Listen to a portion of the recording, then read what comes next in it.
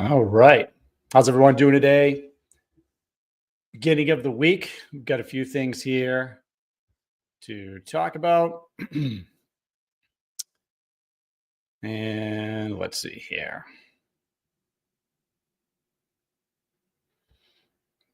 Get that going. All right. So today we're going to talk about the federal job cuts. We can get into the spending cuts and whatnot if you'd like to, but I want to talk specifically to people in the federal workforce because we're getting a lot of questions from federal workers, concern. Um, and what I've been discussing is the opportunity that might be before you, or at least for some of you, right? So everybody doesn't want to leave their federal job, and people that are getting fired or considering leaving, not everybody wants to start a business or get into government contracting from um, a company angle, a company that's selling to the government. But for those of you that are interested, we can talk about today what I think are the options, what the opportunities are, and the fact that I don't see this as being all negative, right? Obviously, there's a lot of unease and uncertainty in the workforce here, but I'm going to talk a little bit about what my experience was leaving. Now, I was military; I wasn't a government civilian, but of course, I worked with a tremendous amount of government civilians and contractors. Some of them worked for me. I worked for some of them. My name is Rick Howard, by the way, former government acquisitions officer. Then when I left, I started a consulting business. So when I retired in 2019, I started a business that helped companies sell to the government. Now, the US government, despite all the spending cuts and everything that we're seeing, the biggest purchaser of goods and services in the world. In fact, they spend so much money. That's why the government is looking at a lot of the spending reductions. And this is something that's happened over and over again throughout history, which is one of the reasons I'm not nervous about this the way that some people are, because I spend a lot of time studying acquisitions, reforms that have been going on since the birth of the country, believe it or not. And we could talk about that as well. But it's this cycle, this constant cycle that has been going on where we spend money and then we maybe spend too much or something nefarious happens, and then politicians come in and we look at reducing the spending or changing the acquisitions process, putting more checks and balances in place. So, and again, this has been happening over and over again for years now. And the opportunity that I want, especially people that are in federal jobs right now, potentially nervous about where they're going to be going, if they're going to have a job a year from now. At least I want to talk about what my experience was and what I think your federal experience actually sets you up really well for.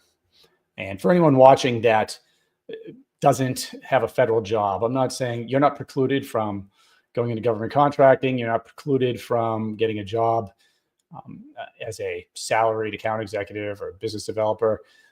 But I did want to speak specifically to the federal workforce because, again, we are getting a lot of questions about that. So let's talk about, for instance, what do you, as a federal employee, what does your experience give you that other people don't have? Now, aside from whatever it is that you do for the government, whatever your job is, which, by the way, could give you a lot of opportunities and options leaving.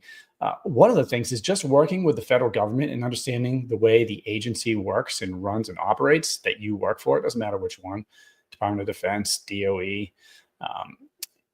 Understanding how that operates, how that government operates, speaking the language gives you a ton of credibility as far as how a company might sell to that agency. Okay. And a lot of people don't think about this. A lot of military people don't think about it either. When you understand an agency, because companies don't get it, right? Aside from government contracting, they just don't understand how the Army works or how Health and Human Services works. How do you even get onto a military base?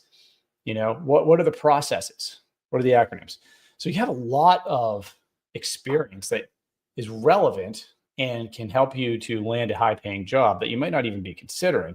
Now, as far as government contracting is concerned, right, if you add a little bit of government contracting expertise, you might already have it. But if you add a little government contracting expertise to a federal background, now you could be talking about making a lot more money, working as either an account executive, business developer for a company that's selling to a federal agency, or, and this is what I did, starting your own consulting business.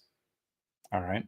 And starting your own consulting business, what that would look like, as far as what I'm talking about, is leveraging your expertise for another company. A company would be a client and they would be paying you. Now, there's a lot of different ways consultants get paid. And this, by the way, when I say think about this as an opportunity, you might now have to really think about, what are my next steps? Am I going to go out and get another job?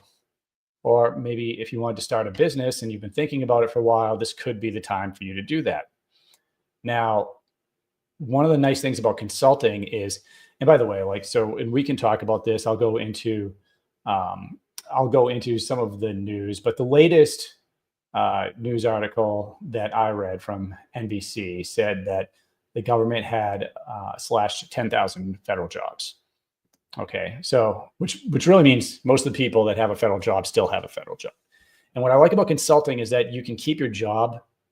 Usually, you can keep your job and start consulting on the side to see if you like it, and to start building up clients. So, for me, what I like to see is somebody making more than the government or whatever job they're in is paying them before they go and they do it full time. And you can certainly do that. So let's talk about how you are. And I just want to also make sure, I'm going to just put a test in the chat here. If anybody has a problem hearing me or anything, let me know. Actually, I'd appreciate somebody just typing something into the chat so I can see that it's working. And okay, so far I'm not seeing anything here.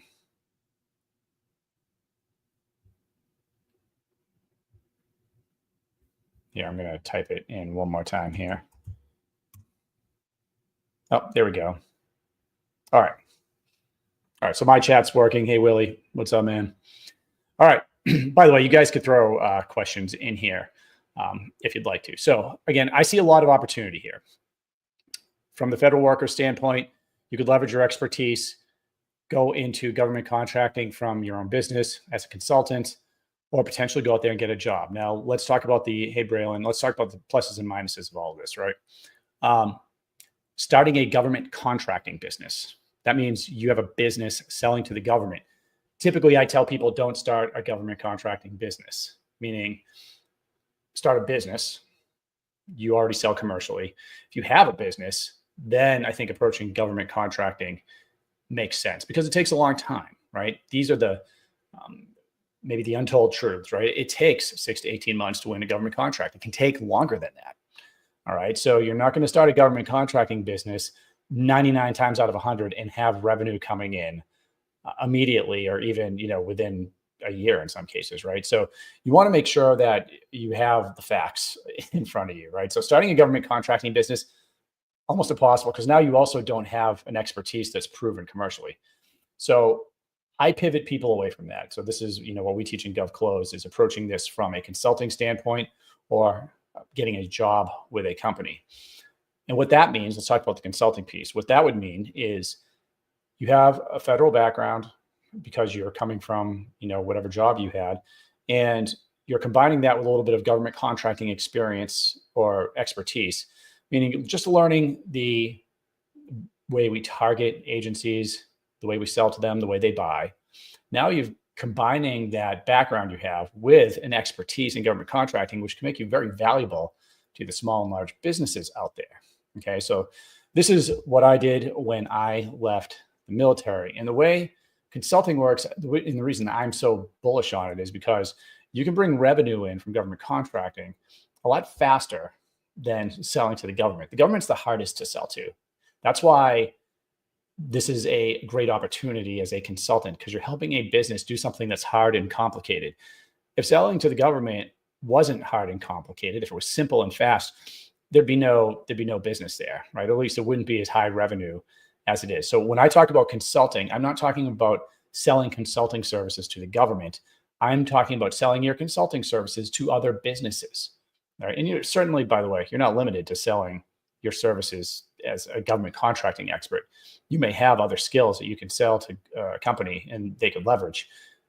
What I do is sell government contracting services to companies, and that's what I teach people in GovClose. So just to give you kind of an example of, or a walkthrough of what a day in the life of a consultant would look like if you were doing this, if you were to do this.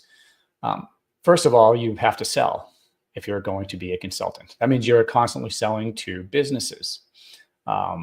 You're basically putting an offer together, right? So maybe you want to help them write proposals, or you have another skill set, business development, lead generation, cybersecurity, right? You may have something, a lot of these things, you'd be surprised just how much can be added under the government contracting umbrella, right? So there's a lot there. And we come up with a offer, right? We get it in front of a company that's either already selling to the government or thinking about selling to the government, a company that has revenue coming in, and they're willing to pay for your services. Now, typically we're selling an initial project, right? And it varies, right? Everybody, there's no guarantees in this or anything else. What I've done, what some of our students are doing, typically 4,500, 5,500 is a good initial project in government contracting. It's low commitment for a business, believe it or not. And I've sold initial projects for as much as $18,000. I mean, just depends. Depends on you as well and what you're comfortable with, what you're offering. But that gets you tested out with that company, right? And so believe it or not, that initial offer is not that difficult to sell. Now it's what happens after that, right? So, okay, Rick, great. We've sold an initial offer, but I need to make more than $5,000, right? To keep my family afloat. And I get it, right? I live in Massachusetts. It's really expensive up here. But what we're doing is we're selling those initial projects with the goal of turning those clients into clients that pay us monthly to do something. And that could be to, again, lead generation, right? So you might be getting paid $4,000 or $5,000 a month to help a company build a pipeline of leads for the government. You might be a cybersecurity expert that's selling maybe you're helping that company with something like CMMC, which is essentially these are cybersecurity requirements and privacy and information requirements that companies have to adhere to that are selling to the government. So, and by the way, people make a really great living doing that. But so point is, you can have 4 or 5 clients as a solo consultant that are paying you around $5,000 a month. Now, all of a sudden you have, that's $25,000 a month, and you're selling initial projects on top of that. Again, this works differently for everybody. There's no silver bullet. Nothing's easy, right? Still, you got to build up to that. But as a consultant, that's what you can kind of do. And I feel like, I shouldn't say I feel, I know because I've done it.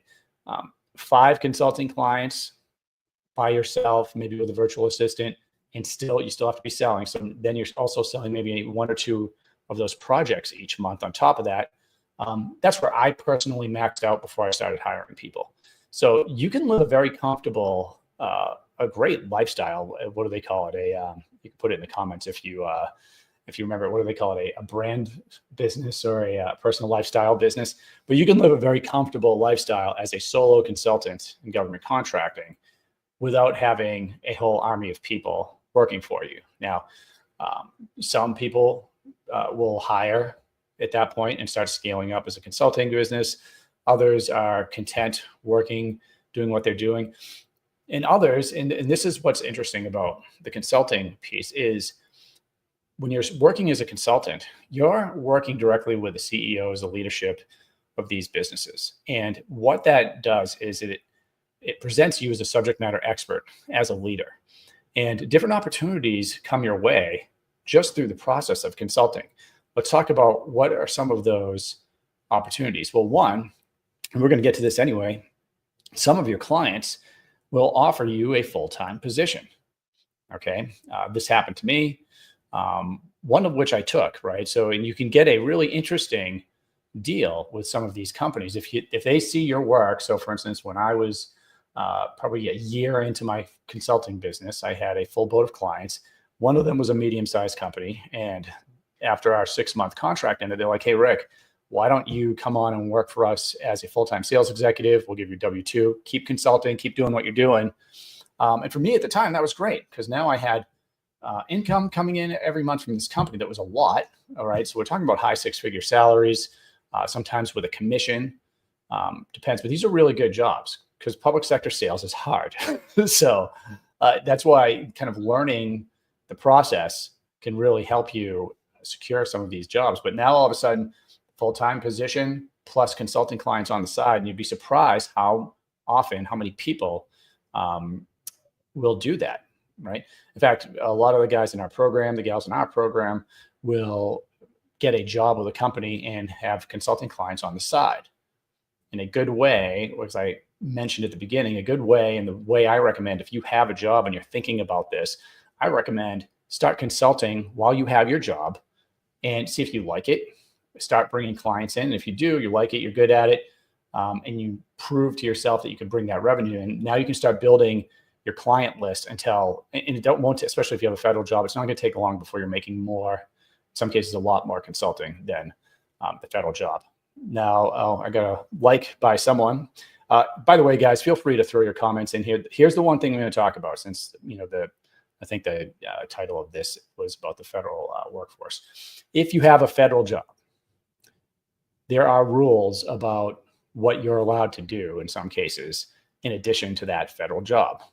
So you have to be careful. So I, first of all, want everybody to know there's no get rich quick anything, right? This is a lot of hard work, whether you're consulting or selling to the government.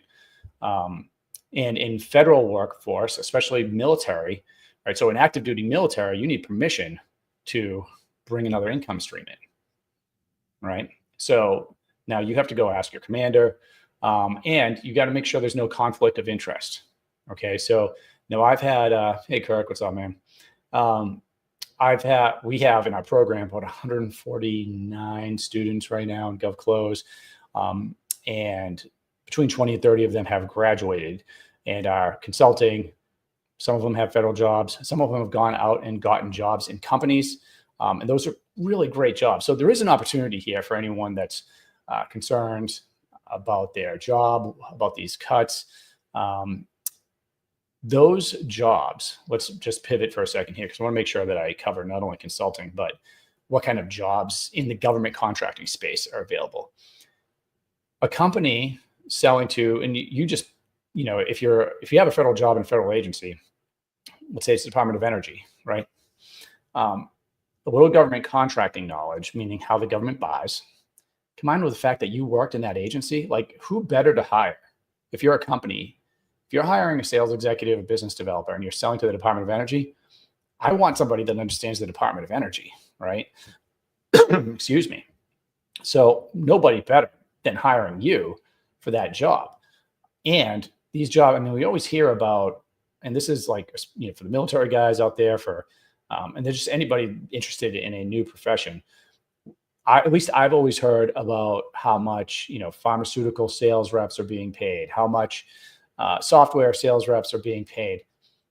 No one really talks about public sector. Public sector sales is enormously difficult because it is so much different than B2B or B2C.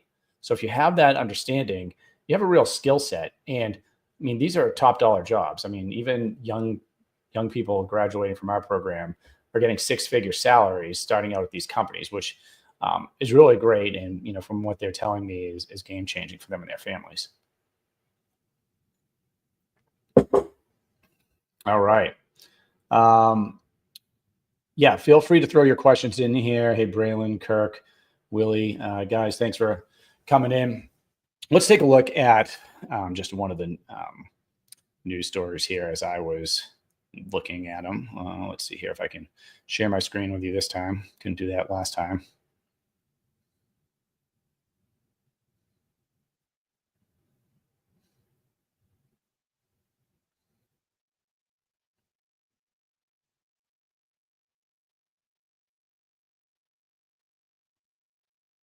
Yeah, give me one. Oh, of course.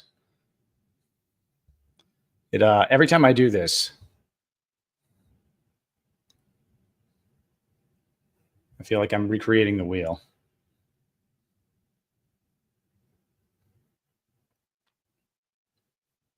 Oh, it wants me to quit and reopen. All right. Well, I guess we're not. I guess once again, we're not sharing our screen, guys. Sorry about that. What I was going to talk about here was the latest news story. that I read talking about slashing 10,000 jobs for the government. And this was in relation to the current, expected jobs rate in the country. So the actual title was 151,000 jobs added, which is short of expectations while the federal workforce shrinks. Hi, what is a good salary for someone? Now I'm going to a comment here. Let's throw it in. What is a good salary for someone who is ending an electrical distribution internship? I am transitioning to a business development in government institutions role. And he goes on to say, your internship salary was $70K. So hoping they want to give me a $90K or above. So the starting salary, what I tell everyone in GovClose for an entry-level position is 120K-ish a year. That's what I'm typically looking for. Now, look, if you started as an internship in this company, you want that to transition into your job. So if, I don't know, if you're younger, you're going through school, you do an internship, it's worth getting some credibility and a few years of experience in a company before you start going job shopping, right? But typically, and when I say 120K, that's entry level. So at least for the people going through GovClose, our certification program, I'm talking kids just a year or two out of college, going out, starting around 120K a year. But for someone like my age, for instance, when I took, so again, I was running a consulting business, and then one of those consultants hired me to be their full-time account executive. Account executive is a sales position. That was $320 a year. And some people are getting paid more than that. Now, the role I was in included a commission as well. So when you're selling to the federal government, you're talking about these huge contracts, that commission can really, really increase and create wealth for your family, increase what you're making. So again, 120-ish entry level. Then if you have experience, I like to see that if there's no, because every job can't have a commission associated with it. It depends on what the company's selling.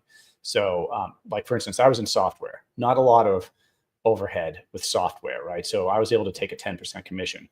But if you're in a position where, you're selling items, you're selling products, you're selling services, you might have a really low commission, like 1 or 2%, or you might get a bonus. So if I'm taking a salary that doesn't have a commission and it's just a bonus and you have experience, now I'm looking for a salary in like the 200s somewhere.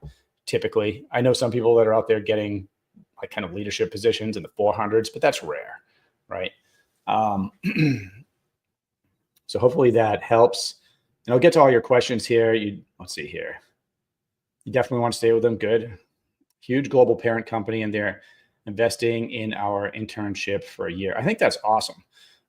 Look, what I would tell you if you were in our program, and again, this is just my advice, so you ask a lot of people, but don't push. I wouldn't push super hard. Like, they gave you an internship, right? So if they're unwilling to start you off at 120 a year, I would say probably that's okay. I mean, I would get what you can for the job and get some experience doing that, because that experience is something that is now going to pay off.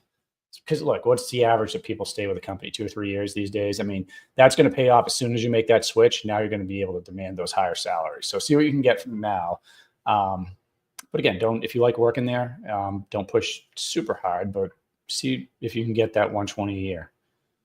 Can someone who is not in GovClose reach out to you for mentorship? We'd love to get 15 to 30 minutes on your calendar. Well, I do offer, I've been, for people that are subscribing and leaving comments, I've been periodically giving free consults, I guess you could say. So yeah, leave a comment and leave your email in one of the videos, or just reach out to me. I'm rick@govclose.com. Send me an email and I'll see what I can do. Typically, I'm not doing free consultations. Typically, people come into GovClose, they talk to our admissions team, they see if it's the right fit for them. But I do mentor people quite frequently. So just tell me when you send the email, just mention that you left a comment on this video and we'll take a look at it. Kirk, trained service dogs, bomb and drug detention. How do we get the numbers needed for veterans who have been approved through the VA. I need more information to answer that question, Kirk. Trained service dogs. Do you mean that you train service dogs and bomb detection dogs? And how do you get the numbers needed? Okay, so veterans approved through the VA for what? Are you talking about service disabled veteran-owned small businesses? Are you talking about veterans that offer to train service dogs as a business?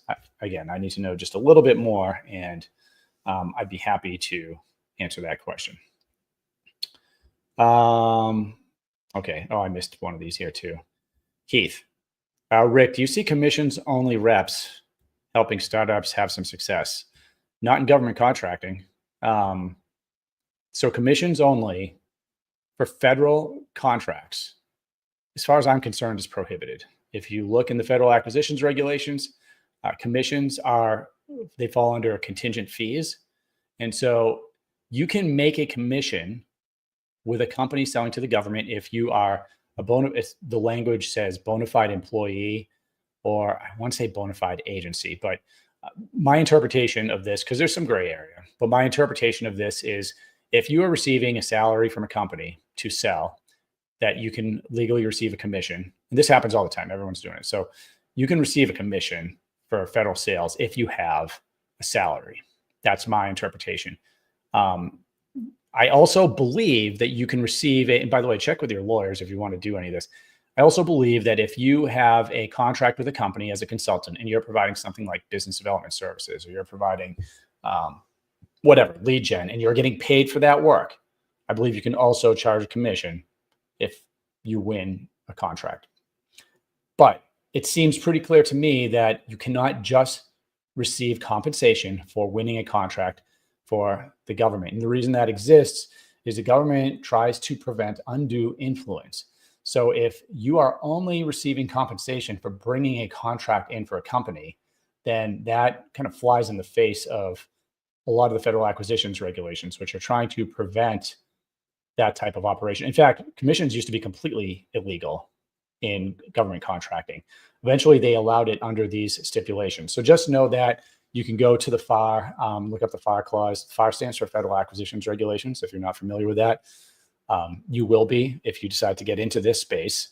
And if I have time, I'll drop a link in here to give you a direct link to that FAR clause.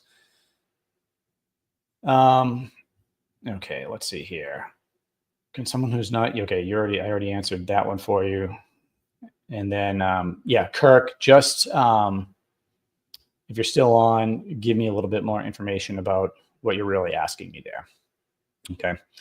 So essentially, what we've been talking about for anyone that has just jumped on is how you can leverage any federal experience you have and turn that into potentially a job with a company, or start a consulting business on the side and start building up your clients, and then eventually that could replace your federal job and you could do a lot better. Okay. We can talk a little bit about the types of things that you want to learn, right? So let's say you have federal experience or you're just interested in this. What are the types of things you need to learn to sell to the government? I can walk you through Amazon World Training. Thanks for joining. I can walk you through a little bit of what we do in GovClose, starting with the fact that GovClose, we go through, this is what government contracting is. So maybe for anyone not familiar, the US government is the single biggest purchaser of goods and services in the world. They are required to buy from small businesses. Last year, about 29% of spending went to small businesses, and it has been going up each year. So the amount of spending has been going up each year for small businesses, the number of small businesses decreasing. And a small business, by the way, can be a very large company, right? So the FAR usually defines the small business, or I should say in government contracting terms, if a company has less than 500 employees, it's probably a small business. It gets a little more complex depending on the industry. We can look at NAICS codes, and it will be by how much that company makes each year, which could be as high as like 25 million or less. You could still be considered a small business. So That's why consulting in this space, you can be working with what's considered a small business that's bringing in a lot of revenue and really does need your expertise and they need your help. So, okay, Kirk, I see you added more there. We train bomb, drug, and service dogs. Veterans are approved through the VA. Okay, that's right. Currently, North Carolina needs 473 service dogs for veterans who have been approved through the VA. So I think what you're asking is, how do you find out how many veterans have been approved for these service dogs? If that's what you're asking me, first of all, I don't know the answer to that off the top of my head, but this is, let's turn this into a case study, right? Let's say that you are my client and this was like what we were trying to figure out here. How can we increase the amount of service dogs that you are training and selling? And part of that, for us to do that, is we need to figure out how many veterans are approved through the VA. The first thing I would do is, and this is what we go through a lot in the program, is going through the spending. So we can see exactly what offices, by going to usaspending.gov, we can see exactly what offices are putting these dog trainers on contract, for instance, who is actually buying them, who is letting the funds. I'm sure there's a lot that goes into this, but with some research, we could find out precisely who we needed to contact. So what I would be doing is I would be looking for, I'd be reaching out to the VA and I would ask them, right? You know, this is a relationship game, believe it or not. So we have to have a little bit of information, but we want to get meetings and be able to identify the people in the government that are actually going to do the purchasing. And, you know, we can help them and they can help us in situations like this. So that's the first thing I would do. I would find out who I need to talk to see those numbers. I don't know if those numbers are public, meaning how many veterans have been approved for the dogs, but if we can find who does the approving, we could probably find out the numbers. And the next thing I would be looking to do is, well, what's the process for, and this is a good question, Kirk, because, and you probably know the answer to this, I would imagine, but how does a veteran get approved for a service dog? Yeah, I'm a veteran. I'm a service disabled veteran. So I could probably go out and get approved for one of these dogs and then have you provide one of these dogs to me, right? I mean, if I needed it, right? Just because I'm an SDVOSB doesn't mean that I need a service dog. But for those that do need them, I mean, that's an awesome job. That's an awesome business that you have. And you're providing a lot of value for these veterans that need those dogs. So if you don't know the answer to this, how many veterans out there, like I didn't even know that I could apply for a service dog. I hadn't thought about it. But you could be reaching out to these veterans and helping them through the process of getting approved for the service dog. And then once they're approved, you can help provide them with the dog. And maybe the VA pays you for that piece of it. So it might be the doctor writes you a prescription. Yeah. I mean, what I would be doing is I'd be reaching out to veterans and I would know the entire process and I would help veterans with the process, ensuring that I was also working with the VA office. So I could be providing these dogs and I'd know when these solicitations would come out.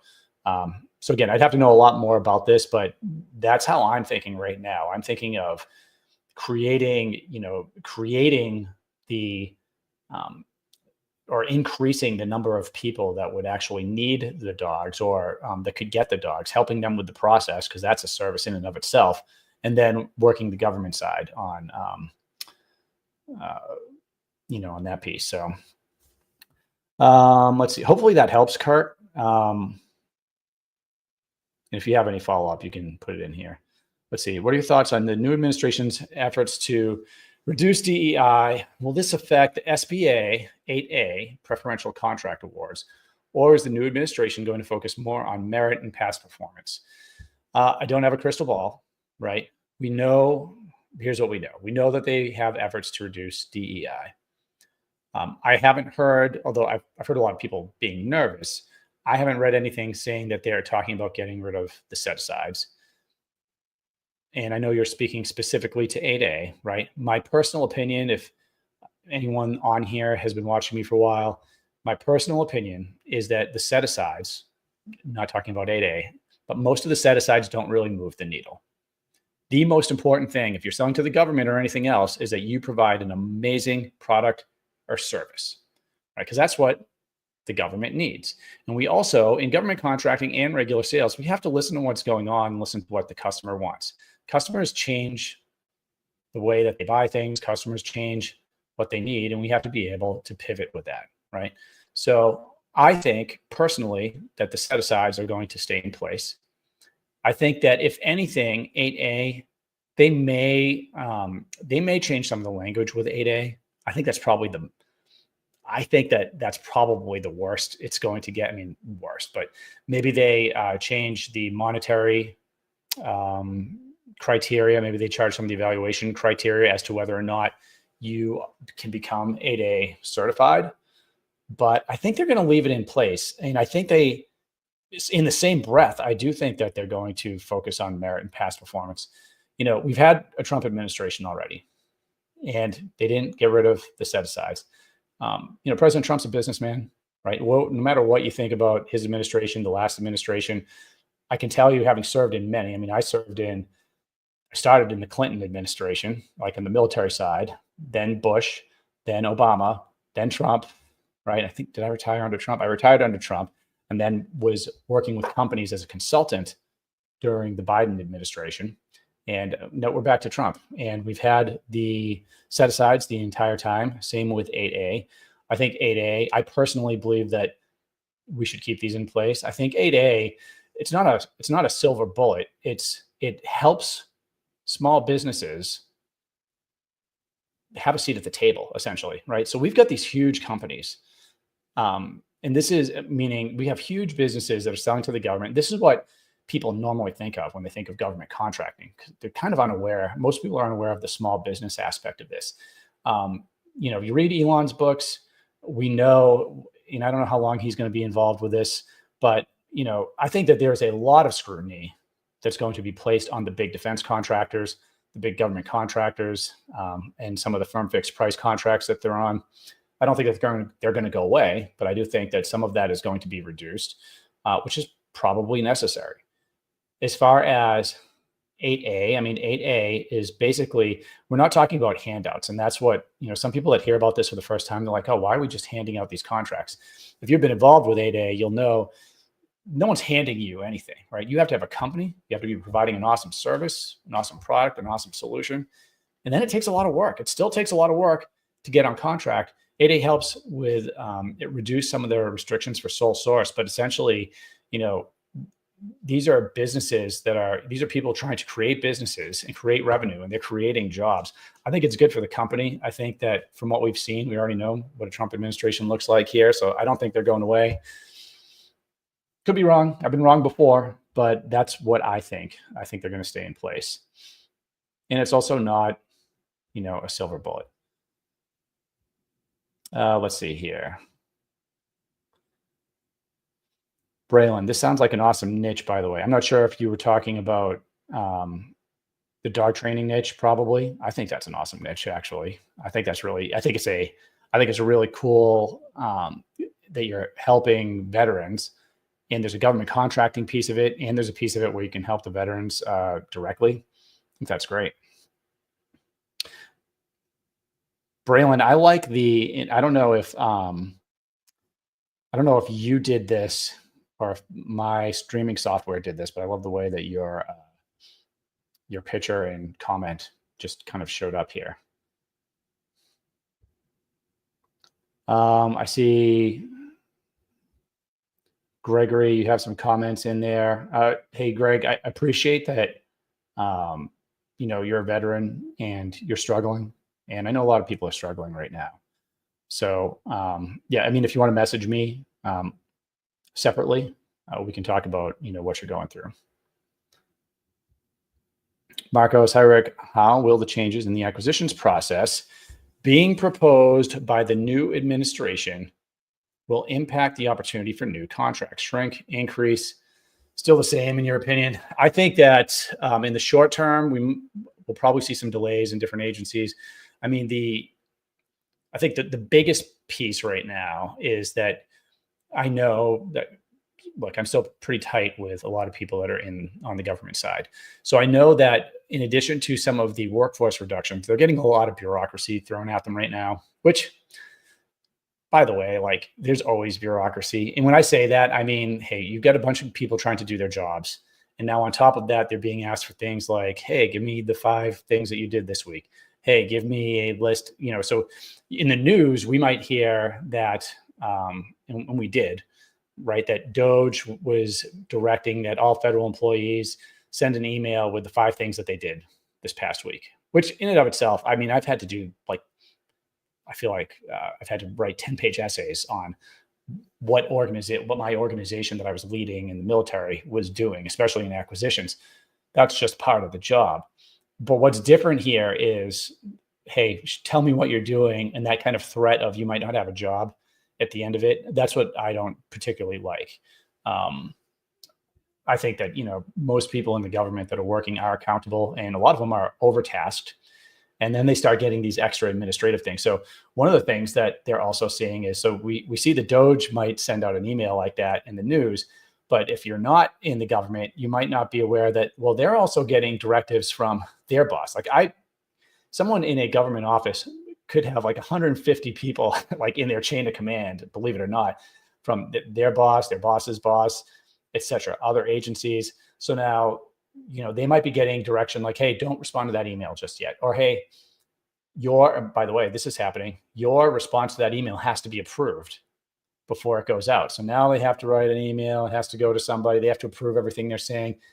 You could see how that could really suffocate you in a job where, especially if you're already task saturated, you'd be surprised how many federal workers, military are working 50, 60, 70-hour weeks for a federal salary, which, it's not a consulting salary, right? So, but they care about their country. They're working, now they're task saturated. There's all this administrative stuff. So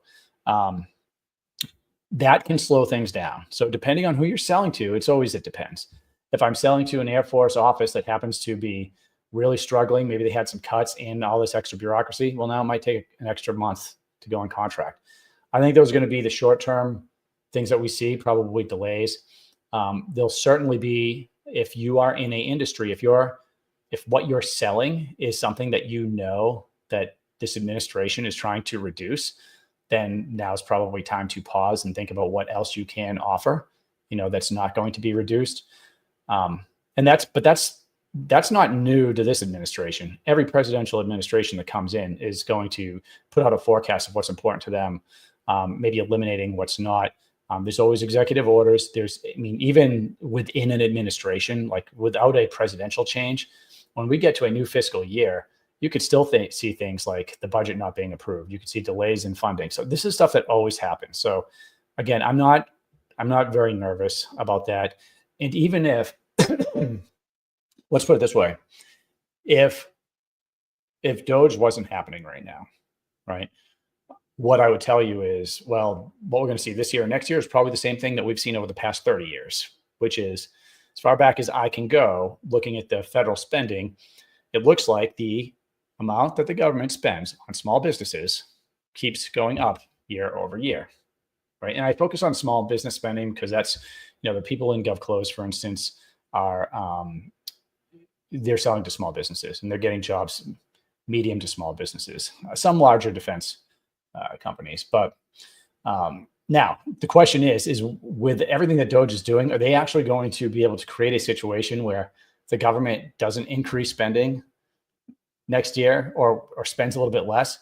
Even if they do, 189 billion dollars in small business contracts last year, less than 0.5% of small businesses actually taking advantage of that. No, I don't see a problem with that. In fact, I think most of the cuts are going to affect large businesses. And if I had to bet, I would still bet on more money being spent on small businesses next year. You might see a slight decrease in certain agencies. Well, certain agencies will see a decrease, but I see money being reprioritized. And I also see opportunities being created for small businesses, right? If you have all this federal workforce reduction, that's going to leave a gap. It always does. Hopefully that answers your question. Kirk, that's a lot to digest. Thank you for opening multiple doors for us. Greatly appreciate. Yeah, no worries. Kirk, you have a really interesting business there. I would check out USA Spending and do some research on training these dogs and who's doing the purchasing. Yeah, and Braylon mentioned, yep, the dog training. Yeah, it's really cool. I love a cool niche. It's really interesting. SF, let's see, third and fourth order effects. But yeah, by the way, guys, if you have comments if you have ideas about how to answer some of these questions, even if it conflicts with mine, like throw it in here. In fact, someone reached out to me yesterday about, she was saying that there is policy that says you cannot replace somebody that was, a federal job that was cut with a contractor. Because what I was saying is, one of my expectations opportunity wise is that with these job cuts, it's going to create gaps where small businesses could potentially fill with their services. And I'm not going to say that there's no policy. There probably is a policy that says that. I will say this, guys, government acquisitions is a massive behemoth. And there's so much regulation and policy. There are policies on top of policies in different agencies, right? And there's a lot of gray area in those. And just an example of that, okay, it may say that I can't replace the federal workers. So like in the short term, like if I can't get the mission done because I don't have enough people, well, I can tell you that I have several companies on contract already. They're already on contract that can plus up potentially and help me fill some of that gap. There's ways around things that the government has some interesting. I'm not saying any agency should do anything against federal policy, but I am saying that I know that there's so much policy. People come to me all the time and say, hey, this policy says the government needs to, this is a real one. They put a policy out, I think it came from the executive, that this was a couple of years ago, that said all government agencies have to redo their websites to meet X, Y, and Z standards. And they're like, but I'm going out, I'm talking to these agencies and like, they're not redoing the websites. I don't understand it. No, it's because you can make a policy on anything. But what really matters is, do you have a requirement and do you have funding? And do you have a way to put someone on contract? And if you have those three things, then you can usually do what you need to get done. Is it the right kind of money? Third and fourth, sorry, I just went off on a tangent there. Third and fourth order effects. Expect economic pressure, job loss, and mental illness to increase. Yeah, you know what? That's a good point, because I was just reading that in a recent article. A new book called Dealing with Burglary and Home Invasion Robbery. I don't know what that is, but I did hear, I did read a story about mental illness, and specifically for like some of the federal employees that are going through some of this. Yeah, look, I mean, it's tough. This is amount of stress. If you have a federal job, you have that job because you thought you were going to get a secure job. A lot of people will take less money to know that, hey, I can have a secure federal job for 30 years and then get some type of retirement out of it. And then all of a sudden things start getting shaken up. I get it. Just know there's other opportunities for you out there. By the way, starting a consulting business is not for everybody, right? It's not. Starting a consulting business, that's hard. You have to sell, right? And selling is not for everybody. Getting a sales job with a company targeting the government, that might not be for everybody either. But what it can do is really increase the amount of money that you're making. So, and by the way, there are jobs here that don't involve sales as well. And I mentioned cybersecurity as one. It's one of the things I really love about approaching government contracting from the consultant standpoint, or from the, hey, I'm going to work with a company. From that, meeting is a job, a job, a W-2. Maybe you're in marketing. You like marketing. There are people that have companies that just set up conferences, or have help the companies market to the federal government by going to some of these conferences, which we may see a reduction there. I'm not saying that we won't, but there are others that focus on cybersecurity, right? Which we got into. Others focus on proposal writing. There are some that help companies get those certifications that some of you are concerned about. Let's see here. Kirk, get your email. Well, now I just put your email up here, so you might get a bunch of people that are really interested in your niche. And by the way, if anybody actually can answer Kirk's question about the how veterans get approved for these dogs. Well, I mean, I know you mentioned doctor's notes. I wonder if there's a repository somewhere. The process, it is very intriguing. I really like it. I don't know how much money's spent there, but I like what you're doing. Yvette, hi, Rick. Thank you for the clarity and candor. Any insights on how to best keep clear on a rapidly changing landscape? seems like, yeah, I mean, look, agility has to be, the competency event, if you want to call it that. I think in business, if you own your own business, whether selling to the government or not, you always have to be thinking about what's changing, what do my clients need. In government contracting specifically, um, this goes for any time, like this 10 years ago, now, anytime you're selling to the government, whether you're in a W-2 position doing that for a company or you own your own business, you have to keep in mind, you have to be paying attention to what are the new ways the government's making purchases, right? Like other transaction authority, right? If anyone's familiar with that, it's a fast way that the government buys, going through things like consortiums. And those are things that typically you're not seeing on sam.gov. You might see some of the solicitations, but everything doesn't pop through sam.gov. There are lots of great websites, DIU, AFWorks. I'm only saying this to say we have to pay attention to what the trends are, what the administration's doing, right? Are they moving money from one place to another? Are we seeing new initiatives? Are we seeing initiatives to reduce? You have to be agile. And if you're selling to the government, if you're a business on here that's actively selling to the government, you'll know one of the things I'm always telling people is you have to talk to the government customer constantly. Not to an annoying level, but for instance, when I was selling, like I would just make sure I was calling them every month, like people that are on contract already. Hey, government office, is everything working okay? Is my software suite working the way it's supposed to? Do you need any help? And if they need help, you help them. If something's broken, you fix it. But that also creates opportunity for you to tell them about your new products, or it reminds them, hey, by the way, we need more of what you're doing. They might switch from one contract vehicle to another, and you might not be on that new contract vehicle, right? So what does that mean? Well, that means that you probably, if you find out about it in time, you can apply to be on it. You can find out everything. But a lot of times, just like right now, right? Here's a ramification. These government offices are busy. They're going to be understaffed if they're not now, right? They're losing people, which is slowing things down, which means more work needs to be done by the individuals. One of the news stories said that for people that are being offered a stipend or whatever to leave their job, they have to, before they leave, they just have to identify the person that's going to take on all their responsibilities. And I can only imagine like the fury from some of these offices where you have people that are overburdened already, and now like they're expected to take on the work of somebody else. That really can be infuriating. So hopefully that answers some of your questions there. Yeah, be agile, talk to the government, talk to the offices, understand, what they're going through, ask them if you can help. They're all people. They're people, you're people.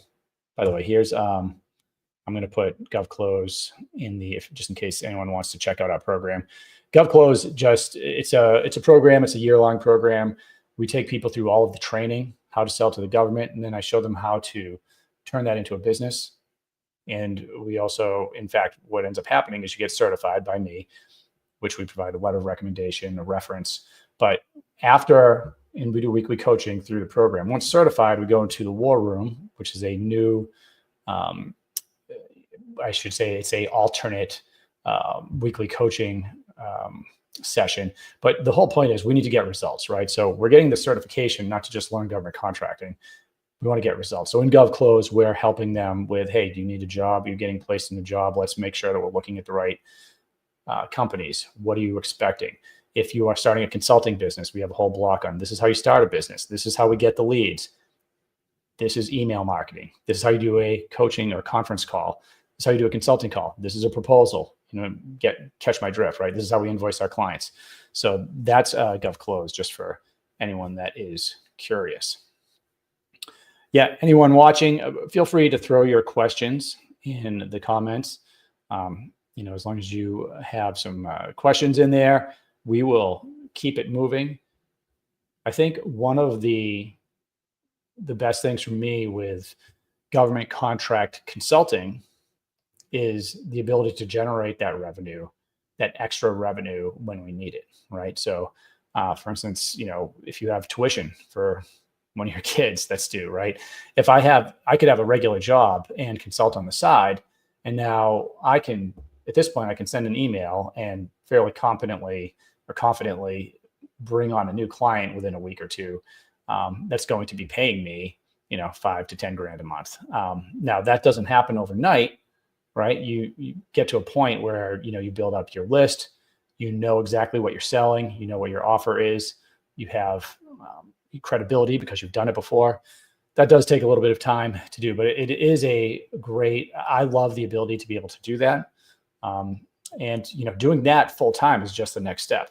Once you know how to bring on a client and get results, then word of mouth and a lot of things can take over for you. So keep that in mind. Let's see here. I think Kurt, you just sent me something. Email me if you have questions. Okay, so Kurt is basically offering to anyone, if you are interested in his service dog business. Sounds like they train the service dogs for veterans. You said they're listed under prosthetics in the VA. It's interesting. Yeah, when something's really niche, Kirk, like nothing can replace actually talking to the person in the government that does that, right? It's good. So there are going to be offices that are in charge of that type of thing, and I bet there's a lot of information there that you could get and really turn that into something amazing. Now, this is just the GovClose link that the team put out there. So look, guys, my main message here is if you're a federal worker and you're nervous, I get it. But also remember that when things get mixed up like this, when there's things like, when there's people being reduced, when jobs are being reduced, when budget and money is being moved around, it always creates opportunity. Whenever we see something like that, it doesn't matter what industry it is, it always creates opportunity for those that are paying attention, right? So pay attention, right? There is opportunity here. Maybe this is your opportunity to go start that business. It doesn't have to be consulting or anything to do with government contracting. Maybe it's another job. Maybe it's a promotion. Maybe it's doing something within the federal government space, right? There's probably going to be some opportunity there as well, if you can figure out how to maybe take on some of the workload that's out there. So yeah, just I try to think, what is the positive of the situation? But as far as me personally in government contracting, not nervous. The government is going to continue to spend money year over year. The opportunities are going to be there. Just pay attention to what they are. Just like Dr. Burton said, and she's doing CMMC work. So look, tremendous opportunity, right? Tremendous opportunity out there if we're paying attention. We just need to figure out what it is and kind of double down on it.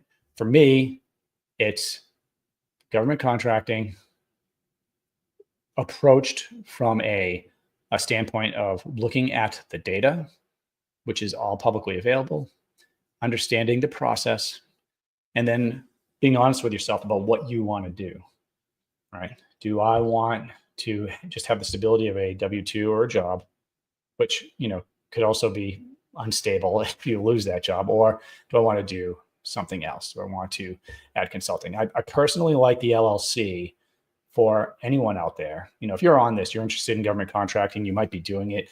Having an LLC, I think, is just a good practice, right? Because now you can, whether you have a job, whether you're doing something else, now I can go out and I can bring in some consulting money. Maybe it's a project here and there.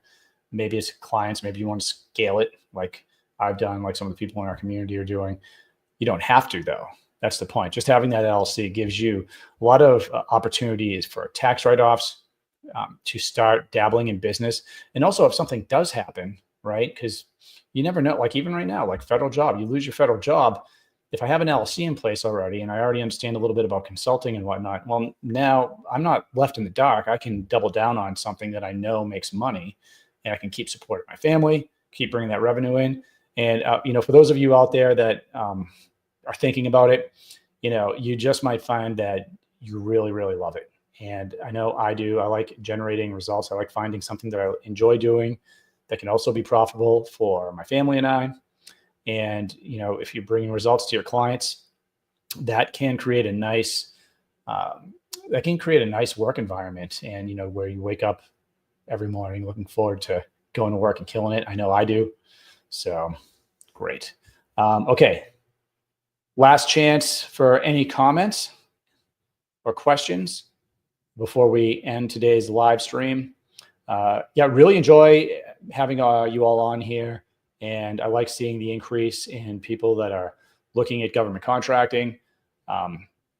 Again, my message for anyone on the federal side is try to see where the opportunity is, have a plan, be prepared for what's going to happen. You may and probably will keep your federal job, but if not, what's your plan, right? So I'm always about, I spent the first part of my Air Force career as a navigator. So I was mission planning, flight planning, flying these reconnaissance missions.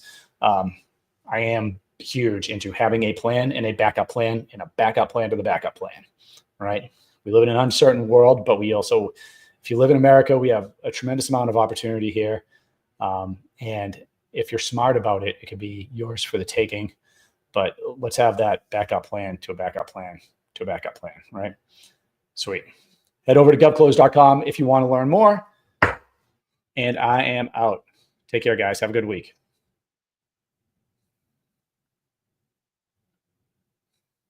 The GovClose certification is generating tremendous results. So 27 years old, you've never worked in government contracting, you've never worked as a consultant, and you just closed your first deal, is that correct? That's fair. And I've got a couple small projects on the side as well, so definitely probably my best investment I've made all year. It would be my second post on how a cold call landed a 9-figure government contract. My name's Gavin Tice. So my name is Ethan Mart. When I was able to enroll into the GovClose program, it just exceeded all my expectations and really has provided a lot of valuable learnings and insights that I would not have found on my own. I was able to get a consulting gig with a software company that currently works with the intelligence community.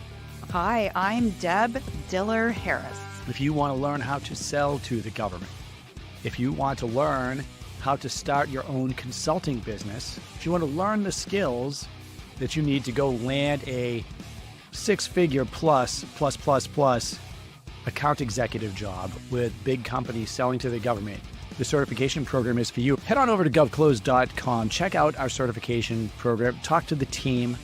You won't regret it.